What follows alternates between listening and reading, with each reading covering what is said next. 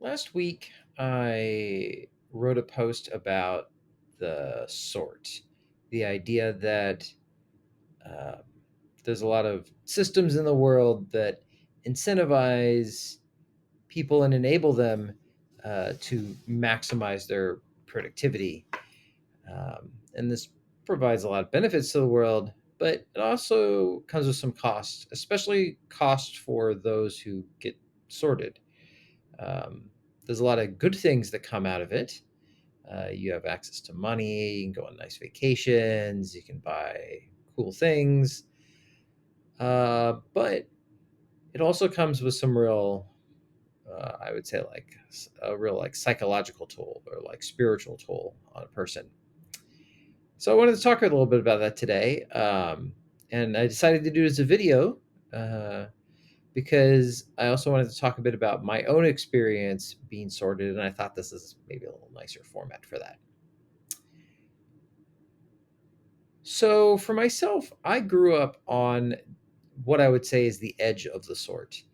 Um, I didn't go to the highest prestige university or work at the most prestigious companies, but thanks to decent amount of smarts and interest, I've ended up working in software for a lot of years, and obviously this puts me like in quite close proximity um, to a lot of folks who've been more aggressively sorted than I was.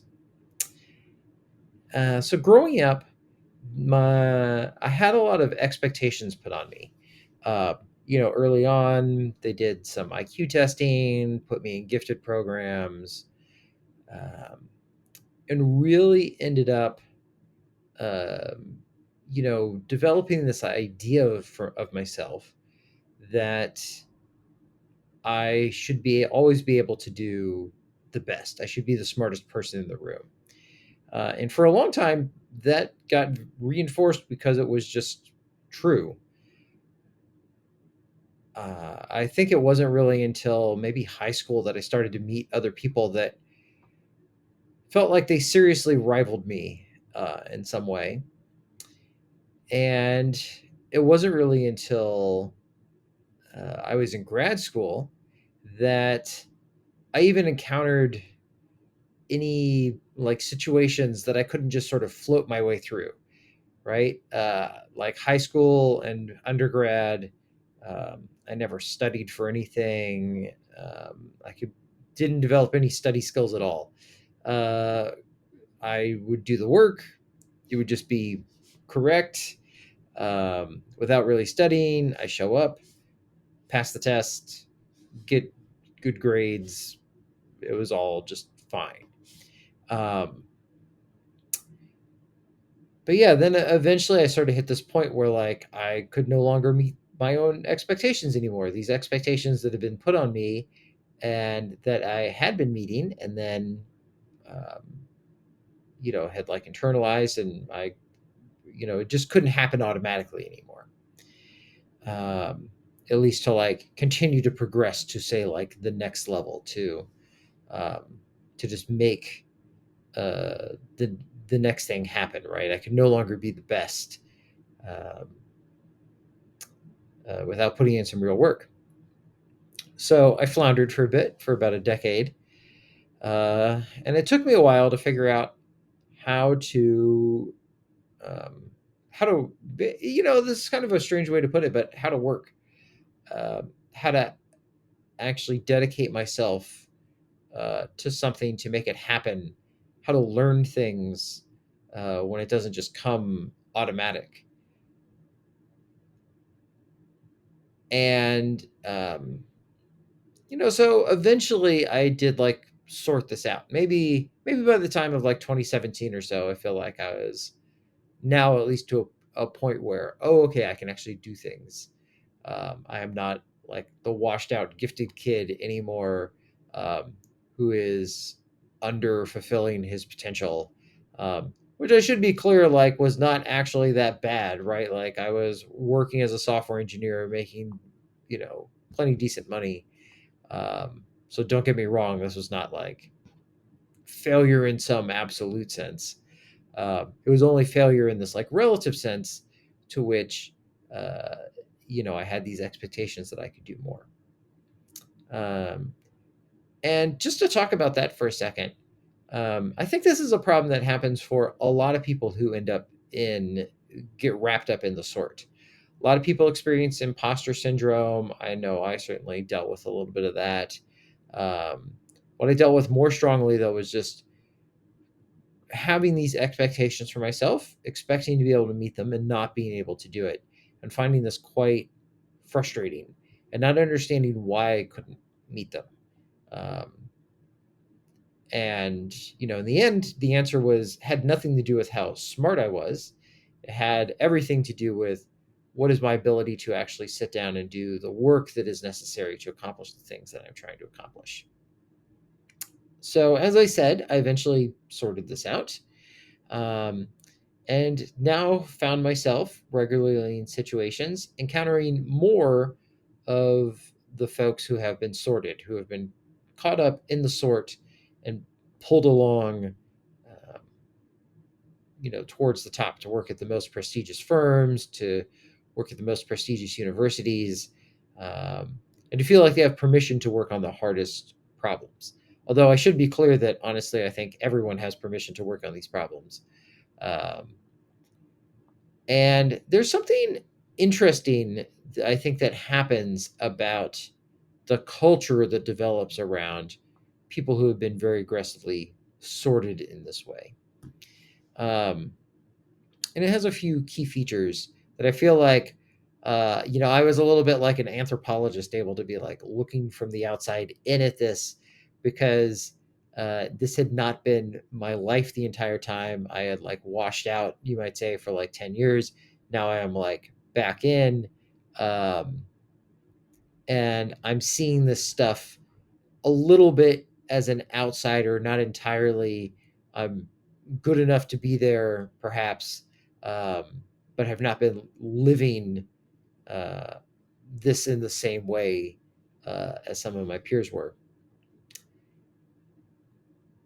And there's a certain level of like insularity, I think, that develops. Um, kind of attitude of, well, look, you didn't go to the best schools, you're not working at the best firms, so how could you possibly be good enough, right? And I think there's also this expectation that um, if you are good enough, then you will just appear and rise to the top, and this will happen very quickly. And as long as you are not yet been admitted into this inner circle, um, then clearly you must not, you know, be good enough in some way to get into it. It's sort of this like self fulfilling thing, and this is normal human stuff, right? Humans everywhere form like cliques. They think that like their own in group is the best, and the out group is obviously worse. And as you get like further away from the in group, um, people are just like less good, less capable, less whatever it is. So this is all just very normal human stuff, I think. Um, the other thing that I think powers it is that I was. It took me a little bit to realize this is what was going on, but a lot of people who have been successfully sorted have never really experienced hard failures. Um, they sometimes think that they have, and I'm sure that for them that's what it feels like. So I don't mean to diminish anyone's experience in how I'm saying this, um, but a lot of folks who are in these positions have not failed in the way of, uh, certainly like in the way that I feel like I did for a while, where I was succeeding very well for a long time. Um, but actually, I had bad fundamentals, you might say, right? Um, and then when this sort of like ran out, um, this like it's quite bad. I, got quite lost for quite a while. Um, and had a lot of cases where I tried to do things and it just didn't work out, primarily because I did not have the core skills needed to carry out to successfully execute on what I was trying to do and make it happen. Um, so yeah, seeing how um, the psychology of a person is different, or at least presents itself differently, how people behave differently when they have never really known good, big, hard failure, where their whole life falls apart. Um, and it's very interesting the type of person this creates, I think. And I don't mean to like overly psychologize folks here, but I think it's fair to say that um, when you don't have the experience of total failure like this, where your life kind of falls apart and you have to rebuild it, um, there can become this expectation of, well, clearly that's just a thing that doesn't happen to people who are capable and competent, that their lives fall apart and they have to put them back together. If you were good, that wouldn't happen to you. And good here meaning that you are like good at doing the things the sort cares about, right? Like at being a productive person who deserves to work in a high status position. Um, so seeing that, um, it was quite interesting for me because it created a lot of creates a lot of like political and social dynamics that I at least at first found quite difficult to navigate, and I think still have some difficulty navigating because it's somewhat hard for me to relate to a person who does not have this experience of having their life fall apart and then having to put it back together. Um, but I will say that I am I'm not totally immune to some of these things that plague my fellow folks that have been sorted more aggressively than me. Right? Um, there are definitely times when I meet people and I'm like, oh, like you clearly are not a real player in some sense, right? Because you're a person that read some things on the internet. um, you didn't go to a good school, you couldn't have gone to a good school, you didn't um, and I try my best not to actually like be like this, but sometimes it's quite hard when you're like in a conversation with someone and they're spouting what feels like a bunch of like the equivalent of like physics crank nonsense at you, to just be like, okay, like what what's really going on with this person, and like why are they here, why am I interacting with them? um so I admit that like I think I have my own a little bit of like elitism too, right? And I think that that's fundamentally what we could maybe call this, is that um, the sort invites a kind of elitism because you spend your life among other people who are also in this category of elites. Um, and it creates this bubble where you really expect that everyone else should be able to rise to this, and if they can't, then they sort of become like npcs, right? To borrow that metaphor, they're not full like agentic humans. They are people that just carry out roles, um, and don't have real stories of their own, which is, of course, not true. And it's obviously not true. But it's very easy to fall in these kinds of traps, especially if you surround yourself only with other people that are like yourself. Okay. So I also wanted to talk a little bit about um, optionality here. One of the other things that the sort does is it tries very hard to take away your optionality. And this has a lot of impacts on how you end up living your life, and maybe actually ties back into this NPC point. So, the reality is that when you get very aggressively sorted, um, you end up having high opportunity costs. I know I certainly have this. There's a lot of things I would like to do in my life. For example, it actually sounds kind of great to me to maybe like work or go live in a monastery for a while, right? Like, could I do that? Sure. Am I likely to do it? No, because I know how much money this would cost me. I don't mean how much money I would have to pay the monastery. I mean, what is the opportunity cost of doing this, right? Like, how many, tens or hundreds of thousands of dollars um, of unearned income is the cost of jumping off the treadmill to go do this? Um, and I think that lots of other people see the same thing. Um, maybe yeah, I'm working. I've written a book. I'm working on revising it. It would be great to get this thing done faster, to spend more time on it, to spend more time as a public intellectual. That sounds fun and appealing.